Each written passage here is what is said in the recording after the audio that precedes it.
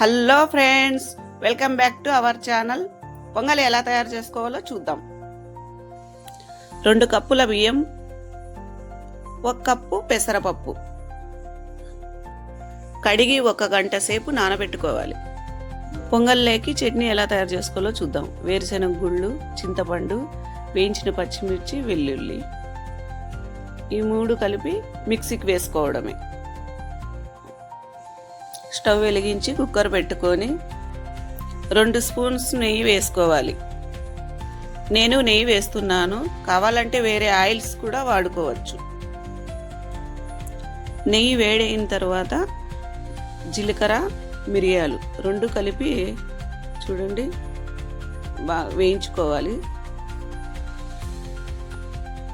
వేగిన తర్వాత చూడండి కొంచెం హీట్ అవి వేగాలి బాగా.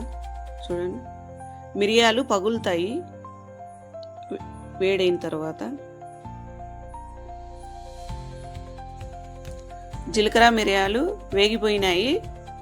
తర్వాత కరివేపాకు చూడండి చిటపట అని సౌండ్ వస్తుంది. తర్వాత చూడండి తర్వాత అల్లం వెల్లుల్లి పేస్ట్ 1 స్పూన్ బాగా వేయించుకోవాలి. స్మెల్ వస్తుంది. ఆనియన్స్ ఒక ఆనియన్, పచ్చిమిర్చి 3 పచ్చిమిర్చి, కొత్తిమీర. అంతేనండి, ఇవన్నిటినీ బాగా ఫ్రై చేసుకోవాలి. చూడండి ఇలా బాగా వేయించుకోవాలి. కొద్దిగా నిదానంగా వేయించుకోవాలి. గోల్డ్ కలర్ వచ్చేంత వరకు వేయించుకోవాలి. చూడండి అలా వేయించుతూనే ఉండాలి, లేకపోతే మాడిపోతుంది. చూడండి 1 గ్లాసు బియ్యానికి 3 గ్లాసుల నీళ్లు తీసుకోవాలి. 2 గ్లాసులు బియ్యం తీసుకున్నాం కాబట్టి 6 గ్లాసులు నీళ్లు పోసుకోవాలి. ఎక్కువ నీళ్ళు ఎందుకు పోస్తున్నామంటే పొంగలి ముద్దగా రావాలి కాబట్టి. ఎక్కువ నీళ్లు తీసుకుంటే పొంగలి బాగా ఉడుకుతుంది, ముద్దగా బాగా వస్తుంది, అప్పుడు రుచిగా ఉంటుంది. నానబెట్టుకున్న బియ్యం, పెసరపప్పును ఎసట్లో వేసుకోవాలి. ఎసరు మరగాల్సిన అవసరం లేదు. రుచికి తగినంత ఉప్పు వేసుకోవాలి. ఇప్పుడు కుక్కర్కు మూత పెట్టి 3 విజిల్స్ వచ్చే వరకు ఉడికించుకోవాలి. చూడండి 3 విజిల్స్ వచ్చినాయి. స్టవ్ ఆఫ్ చేసేసాను. చూడండి చట్నీ, పొంగల్లోకి చట్నీ తయారైపోయింది. చూడండి స్టీమ్ మొత్తం పోయింది.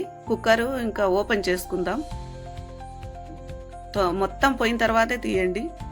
చూడండి ఎంత మెత్తగా వచ్చిందో, ఎమ్మీగా ఉంటుంది. చూడండి చాలా మెత్తగా వచ్చింది. ఇలాగే చేసుకోవాలి. చట్నీలో తింటూ ఉంటే వావ్ చాలా బాగుంటుంది. కొద్దిగా నెయ్యి వేసుకోండి మళ్ళీ. చూడండి నెయ్యి వేసి బాగా కలగబెట్టి తర్వాత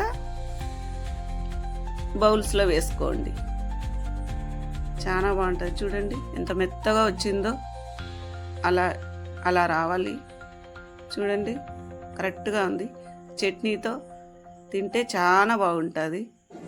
బ్రేక్ఫాస్ట్కు చాలా బాగుంటుందండి. చూడండి